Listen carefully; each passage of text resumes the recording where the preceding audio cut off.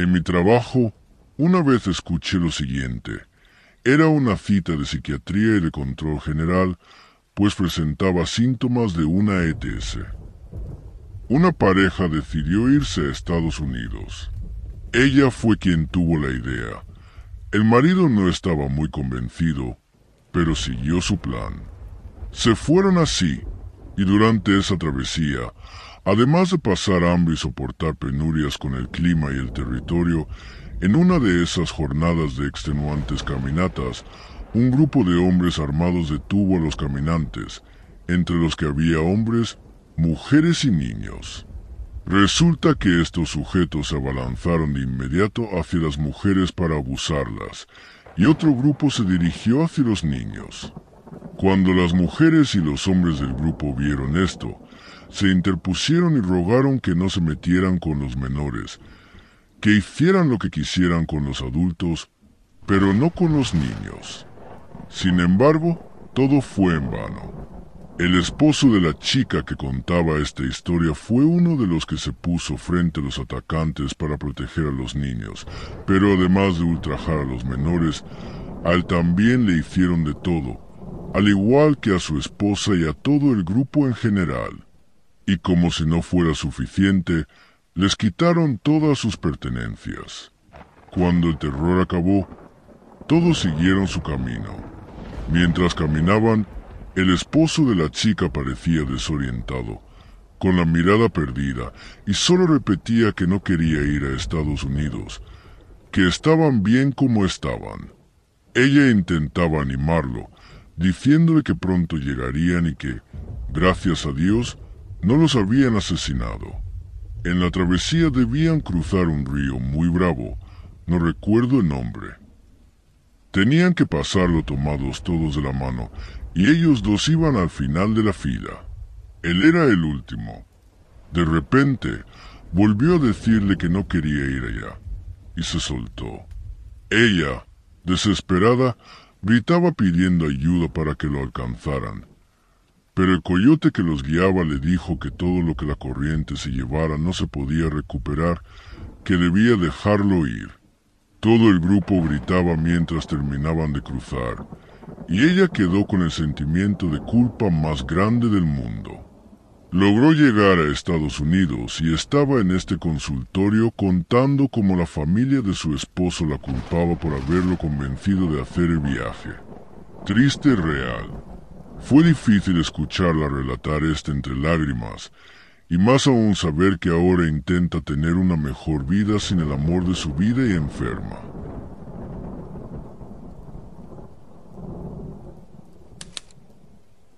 Pasó hace aproximadamente 3 años. En ese entonces, mi niño tenía 8 meses y mi niña 2 años.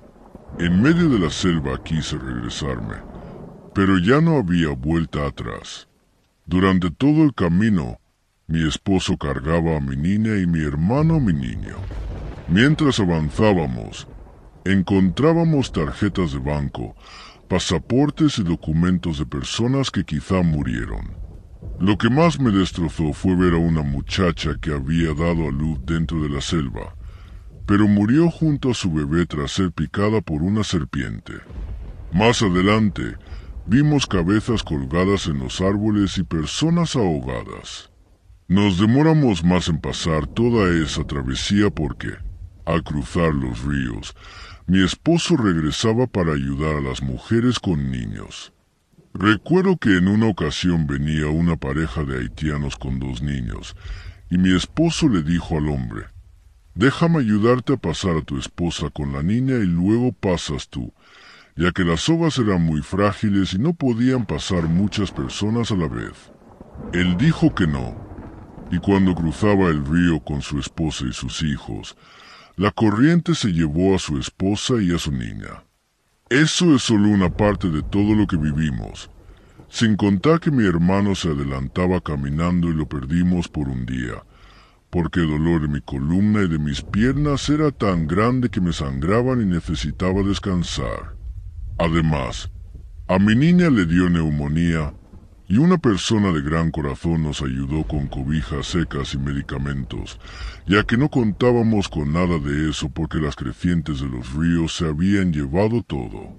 En todo momento teníamos a Dios como guía en el camino, y aunque deportaron a mi hermano, comprendí que el propósito de Dios fue que Él nos ayudara durante la travesía. Luego lo volvió a intentar y ahora está aquí con nosotros.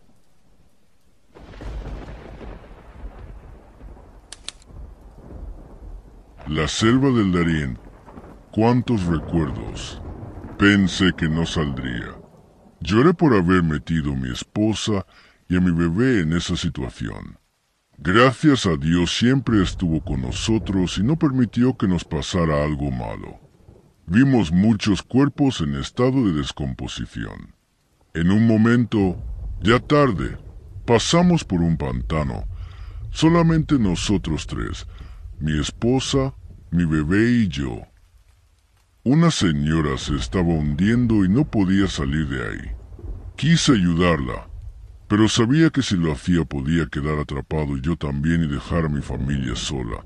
Y esa no era una opción. Eran como las 6 de la tarde. No supe qué pasó con ella. Al otro día nos encontramos con una familia de 4 personas. Un niño de unos 10 años, un señor de aproximadamente 90 años, su esposa y el hijo de ambos. Llevaban 18 días en la selva, sin comida y sin nada. De lo poco que tenía les compartí algo. No sé si habrán salido, pues aún les quedaba lo peor, y lamentablemente el señor de 90 años ya no podía caminar. No creo que lo hubiera logrado. Lo triste es que estaba arrastrando consigo a su hijo, a su nuera y a su nieto a una muerte segura al no poder salir de la selva. Lo que más me llamó la atención fue que, ya faltando aproximadamente un 30% del recorrido, vimos en medio de unas piedras a un hombre parapléjico que solo podía mover la cabeza, esperando la creciente del río para terminar con su sufrimiento. Según él, tomó agua del río y después se percató de que había un cuerpo cerca. Algo pasó después, y al poco tiempo empezó a sentirse mal y ya no pudo moverse. Su familia, según él, había continuado sola, con la idea de que al llegar a Panamá pedirían ayuda. No sé si lo habrán logrado. Ya terminando la travesía, encontramos una carpa sola, en medio del monte. Un chico decidió mirar dentro y, tristemente, había 3 cuerpos de unos haitianos. Al parecer, algo los picó. Eran 2 niños y una señora. Fue muy impactante. El Darién y México fueron lo más difícil de esta travesía. Ahora, aquí estamos, 2 años después, trabajando duro para que todo eso haya valido la pena.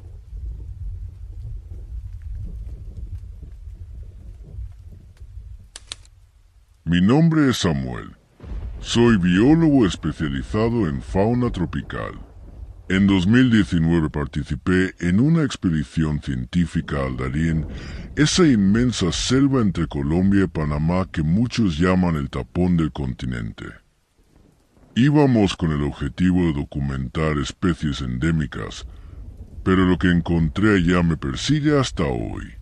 Llegamos al campamento base un 14 de junio.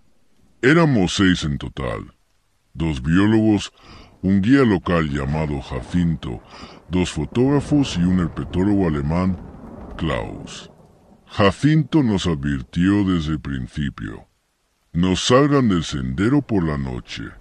Si oyen algo raro, no respondan. No miren atrás.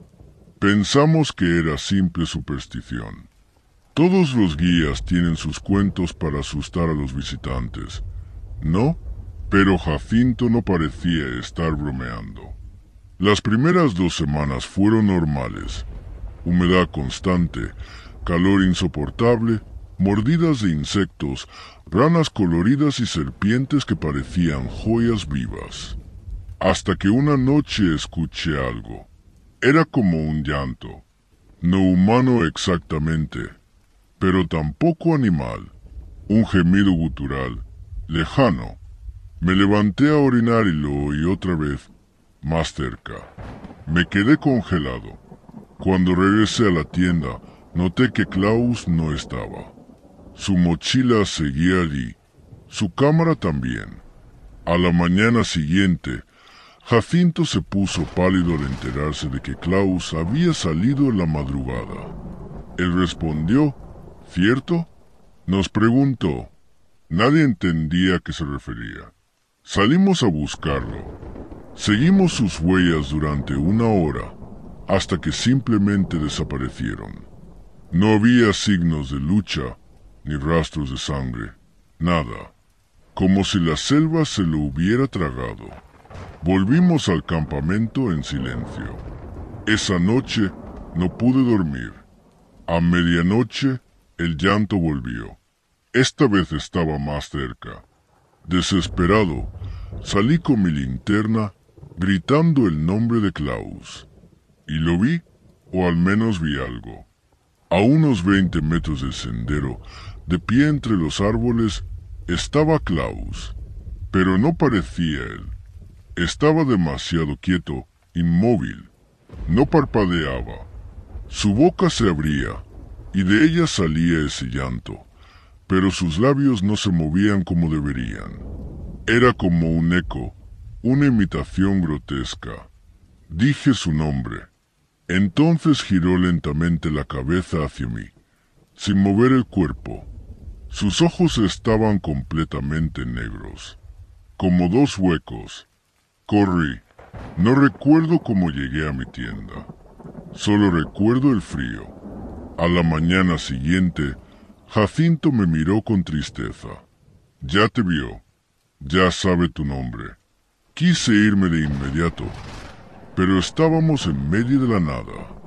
No había señal ni posibilidad de helicópteros en varios días.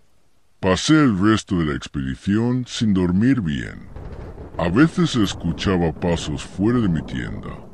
A veces oía mi propia voz llamándome desde la selva. Regresamos a Bogotá a finales de julio. Klaus nunca apareció. Dijeron que se perdió, que la selva lo reclamó, pero yo sé lo que vi. Desde entonces, de vez en cuando, oigo ese llanto, incluso aquí, en la ciudad. En la madrugada, a veces al otro lado de la ventana, a veces más cerca. He sellado los espejos, y nunca respondo cuando escucho que me llaman por mi nombre en la noche.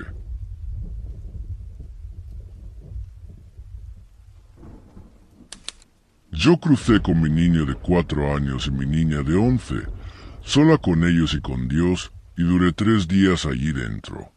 Es terrible, esa selva no tiene fin, es súper horrorosa. De noche yo acampé con otras personas, y como a las 11 de la noche se escuchaban gritos de mujer. Recuerdo que estábamos cocinando y yo me había juntado con una parejita que estaba cerca. Ellos también andaban solos como yo y cargaban 2 niños. Nos pusimos a cocinar y estábamos tan tensos. De repente se escucharon esos gritos tan horribles que le paraban a uno los pelos. Se sentía un miedo muy feo. Allí fue cuando el muchacho empezó a pelear con la esposa. Eso fue demasiado horrible. Él sacó un cuchillo y la quería apuñalar, y yo me tuve que meter. Él empezó a llorar y decía que, cuando escuchó los gritos de esa mujer, algo le decía, «Mátala, mátala». Entonces yo empecé a decirle, «Eso es ese bicho, no lo hagas. Mira, están tus niños. Si le haces algo a ella, aquí se muere, porque estamos todavía bien lejos de la salida. Es tu esposa, Dios está con nosotros. Piensa en Dios. No te dejes llevar por esa cosa, eso es el diablo». Muchas cosas le dije, y él empezó a llorar, abrazó a su esposa y le pidió perdón. Mira que, si yo no le empiezo a hablar de Dios, él mata a esa mujer, porque estaba muy bravo. Y pues uno pasa por tantas cosas. secuestros y tantas situaciones, pero Dios nunca me dejó sola con mis niños. Mi hijo de 4 años fue tan fuerte que nunca quiso que yo lo cargara. Siempre caminó solo, pero yo con su manito agarrada. En el último día vi a un señor de una sola pierna que caminaba con muletas, como a 2 o 3 horas antes de llegar a las lanchas. Me parecía un señor normal, pero al llegar al pueblo todo el mundo decía que a ese mismo señor siempre lo veían en ese lugar. Incluso personas que habían llegado días antes mencionaban que, antes de llegar a las lanchas, lo habían visto igual, con la misma descripción. Un señor caminando con 2 muletas, en shorts grises o celestes, creo, sin franela, con la coronilla calva, de unos 50 y tantos años más o menos, pero no regordete, más bien con el aspecto de alguien que se cuidó haciendo ejercicio durante su juventud. De todo lo malo que vi, lo menos peor creo que fueron los guerrilleros que nos secuestraron, porque la verdad no maltrataron a nadie ni le quitaron sus pertenencias a nadie. Simplemente nos cobraron un rescate de $100 a cada uno y nos dejaron seguir el camino. Más de eso no le quitaron a nadie, incluso aunque debieran un bulto de dinero en la mano. Los indios, en cambio, sí fueron inhumanos. A una amiga que venía conmigo le estaban rompiendo la ropa y yo me puse a orar.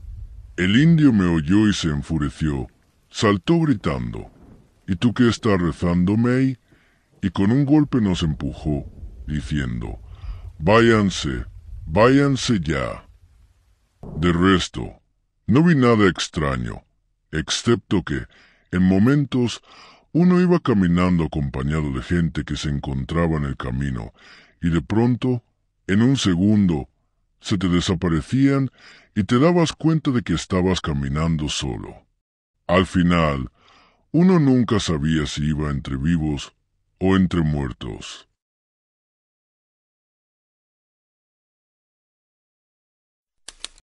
Muchas cosas.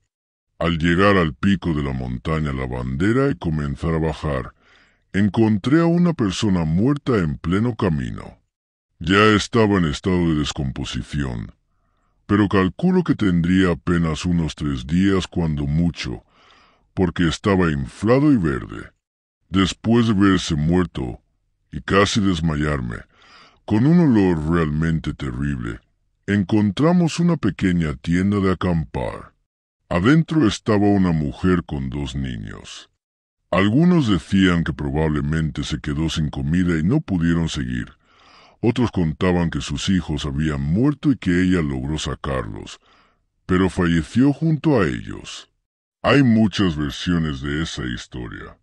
Río abajo, ya casi para salir finalmente de la selva, vi sobre una roca a 2 personas que intentaban bajar, como buscando una salida. De pronto, desaparecieron entre los árboles que cubrían esa enorme piedra. Le pregunté a alguien, ¿viste esas personas ahí? Y me respondió que no. Pregunté a otros que pasaban y tampoco las habían visto. Eran almas en pena que murieron intentando salir y que quedaron allí, vagando. Fue lo más perturbador, que solo yo las hubiera visto. Incluso ya en Panamá y Costa Rica, pregunté a varios y nadie. También estaba un señor mayor, de aspecto indígena panameño, muy amable. Siempre se quedaba atrás, y nos decían que avanzáramos. Tras caminar un rato, aparecía delante de nosotros, y la forma en la que escalaba las montañas era impresionante. Nadie podía seguirle el ritmo así nomás, pero cuando lo dejabas atrás, no se veía por dónde se metía. Cuando quise preguntarle, solo me sonrió y me dijo, «¿Estarás bien? Saldrás de aquí, tú lo sabes. No me verás, pero te guiaré el camino siempre». Siempre sentí energías extrañas, pero seguía mi camino sin más. También, al bajar La Bandera, Nuestro grupo de 5 se separó del resto y descendimos rápido. Vimos al muerto en el camino. Luego, estando en Costa Rica, nos encontramos con los que habían quedado arriba. Nos contaron que, 3 o 5 minutos después de que nosotros bajamos, a todos les robaron sus cosas y los dejaron sin nada. Gracias a Dios, pudieron salir de la selva.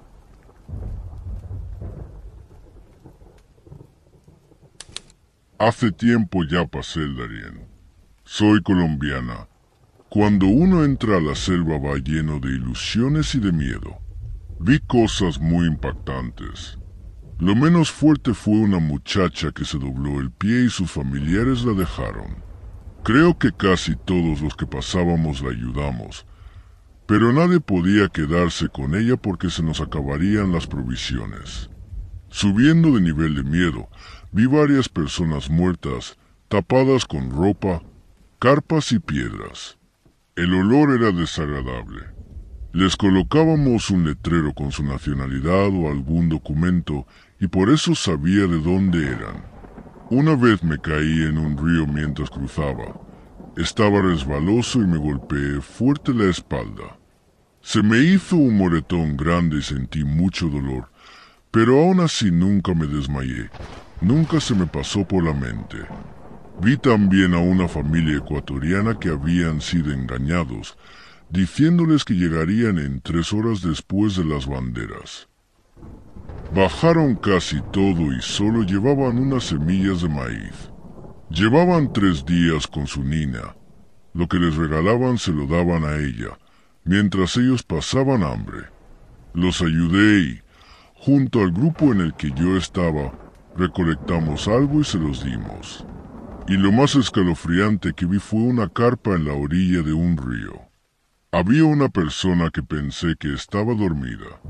Me asomé para verla y era una mujer africana en total descomposición.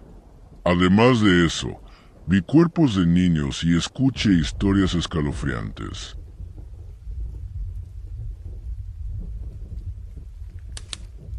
Yo duré aproximadamente 2 días en esa selva.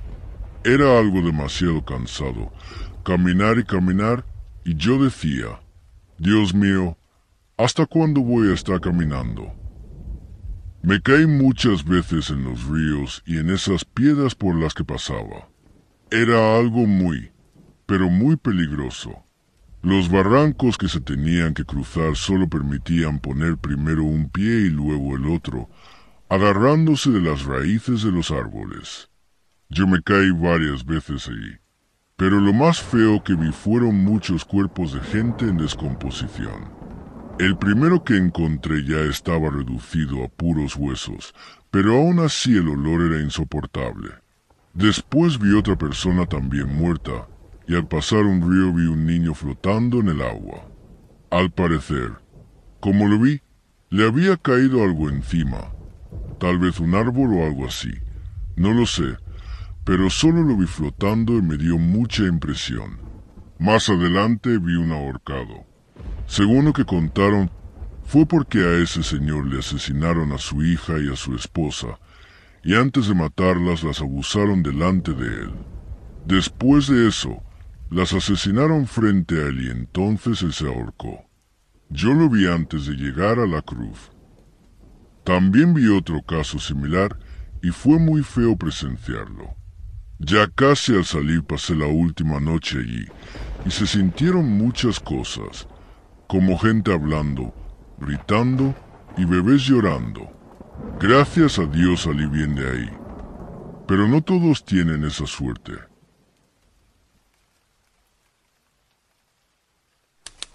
Al llegar al campamento de los guardias panameños, luego de detenernos y revisarnos para quitarnos todo tipo de armas punzantes, avanzamos por el Darién. Al bajar una de las cascadas, ahí se encontraba un cuerpo ya hinchado como globo, a la esquina de la misma. Más adelante, caminando por unas 4 horas, mi padre me dijo que no volteara a ningún lado porque percibimos un olor a muerto, pero obviamente volteé, y allí fue cuando vi, bajo una carpa, un cuerpo adulto en descomposición, con la piel roja y que ya no conservaba pie ni cabello en la cabeza. Tenía gusanos en las extremidades y el olor era indescriptible. A su lado estaba el cuerpo de un niño de unos 8 a 12 años, pero no quiero ni describirlo.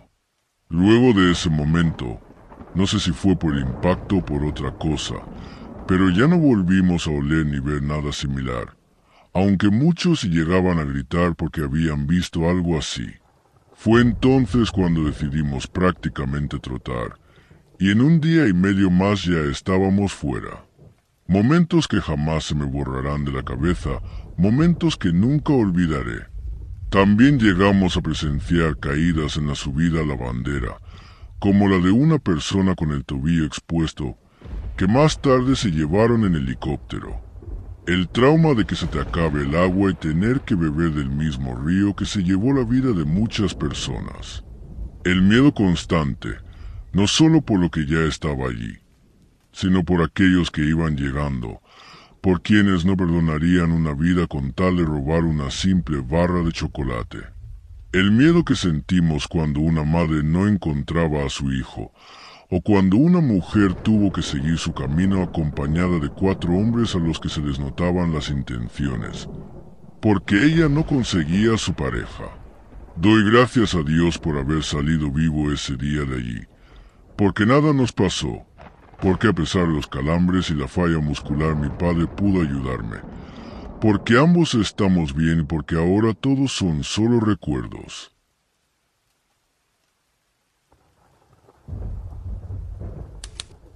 Después de varios años, aún recuerdo con mucha nostalgia y temor el año 2020, en el 6º día del mes de marzo, fecha que llevo grabada en mi memoria y que no logro olvidar. Esa travesía fue muy dura. Recuerdo que fueron muchas noches en las que caminábamos durante horas bajo la oscuridad, por caminos llenos de lodo, atravesando zonas pantanosas donde prácticamente era imposible avanzar, y cruzando ríos con una corriente impresionante. En uno de ellos, lastimosamente, perdí a un amigo venezolano que venía conmigo. Hubo una tarde en la que, por un barranco de lodo, cayó una mujer junto a su hija de apenas 3 años de edad. Rodaron dando vueltas hacia abajo. El temor se apoderó de nosotros cuando los coyotes, al ver que no teníamos dinero para pagarles por ser nuestros guías, nos torturaban. Una vez agarraron a otro compañero venezolano, le cortaron la cabeza y luego se la tiraron por la cara. Gracias a Dios, después de tanto sufrir y luchar, pude salir de esa selva y ahora me encuentro mucho mejor. Pero no volvería a pasar por ahí nunca, nunca. Les recomiendo que ni en su vida ni en bajada lleguen a pensar en atravesar ese lugar.